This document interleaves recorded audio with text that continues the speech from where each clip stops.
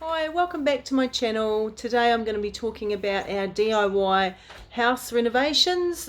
So we have been in Australia for 13 years now, but let's turn the clock back to 13 years ago and we came to live in Australia.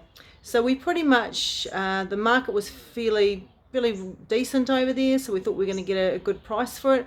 So we ended up hopping in the plane and flying over thinking that it was going to sell any week. Well, it didn't, and we ended up having to rent it out over there and trying to live here. And we, even though we rented it, we had to spend $1,000 a month overseas, and it just got so bad to try and live and do that rent here and send that money over there.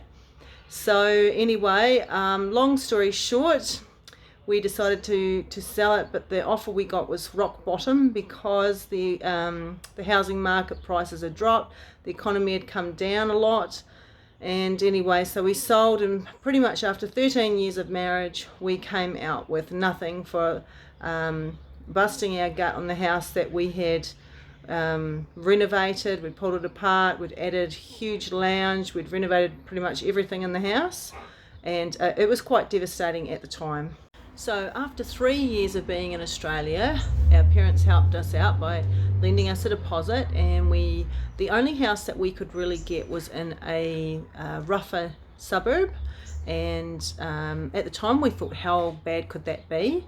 And little did we know how bad it could really get.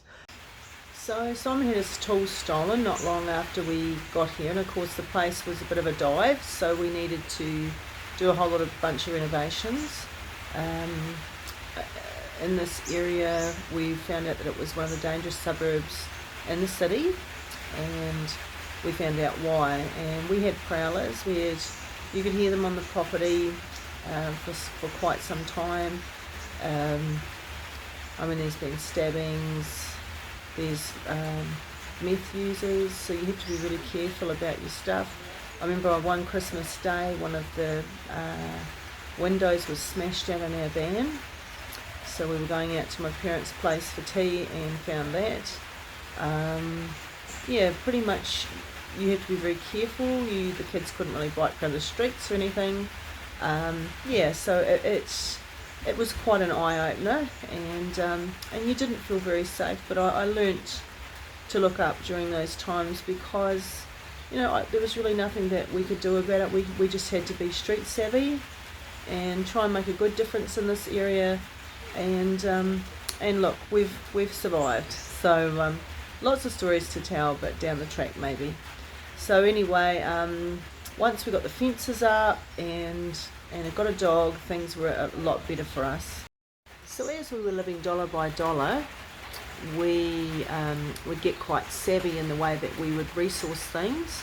We would go on online trading, we would go to second-hand shops, and around these parts there would be a lot of things that were left out on the sidewalk for people to take away free. It was just amazing how our needs were met, and yeah, that's how we did a lot of renovations. Most things were second-hand. We would buy things like paint and that were free, but not free, we'd go and buy that, but yeah, it was just amazing. So over time, we're always renovating, we're always doing something to improve our lives in the house. So it didn't all happen at once, it was step by step, and I put up with things for years and years and years, like the ceiling was sagging a bit, and we recently only just got that done the last year, as of course the actual things that we were using were more important.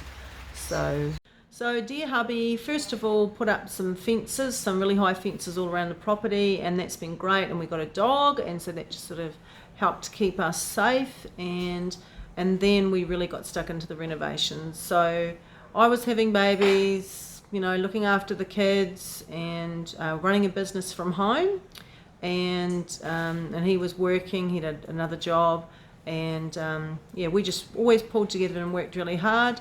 And I'll give you a wee glimpse at some of the pictures and a wee explanation of what we did. So I'm about to show you through a little bit through our renovation of our kitchen. We did that last year, so in 2020, and I think I was about 6 months pregnant. We went without the kitchen sink for maybe a week because we couldn't afford to get workers in, so Simon and the boys did it themselves, mainly Simon, and he has done just the most amazing job. So this house is originally a state house, a semi-detached state house, and if you look at the picture you'll see a white part running up the wall and jutting out a bit. That was originally the wall that was between both houses. But when we bought the house, the wall was out, but for some reason they left it jutting out, so it always looked really weird. This is the original kitchen as we bought it. It has two sides. So glad to see the back end of it. Lino used to be awful to clean, as it would just absorb all the dirt, and it was sort of a roughened surface, so the dirt would get caught in it, and if you really wanted to clean it really well, you would get on your hands and knees and scrub it.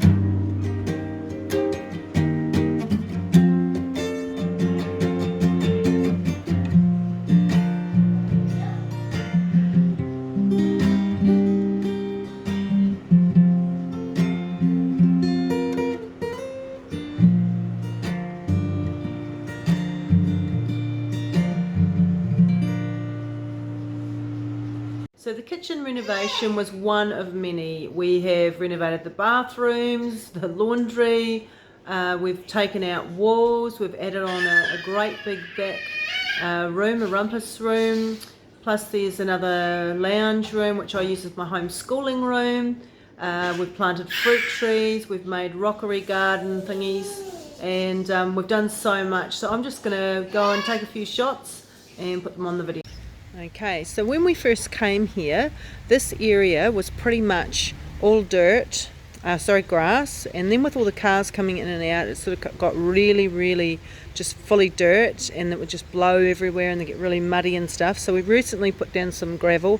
It's been fantastic, and we got the those rocks we picked up as freebies, and we put those in and made some rockery gardens.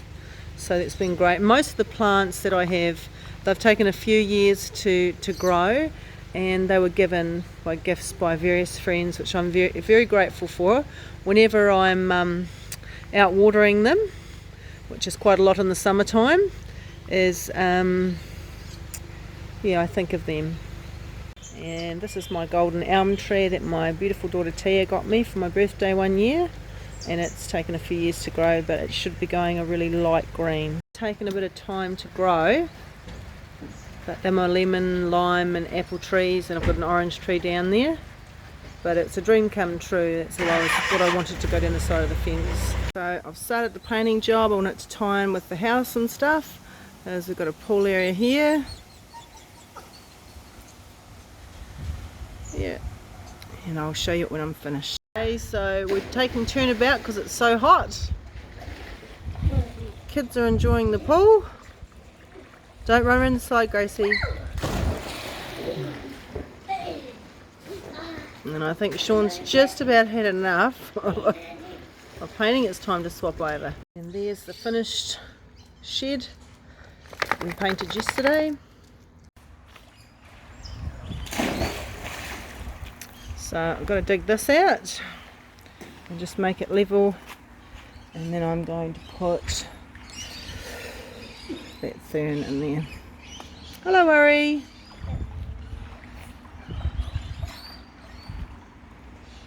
Okay, I've dug this out, and now I've just started painting the other side of that shed, and I've got to do the same around that side.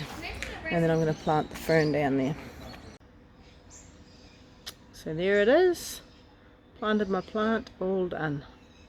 how satisfying it is to go from losing everything to working hard and seeing the fruits of your labour pay off. So I just hope to encourage anyone else out there that's facing big renos and they don't have much money, that it is really is possible, and with just being a bit savvy, looking around, and just a bit of patience and a lot of hard work. If you enjoyed my content today, subscribe to my channel, give me a like, and I will see you soon. I'll be releasing another video in a couple of days on how my 40 kilo weight loss is going. So take care, have a great week, and I'll see you next week.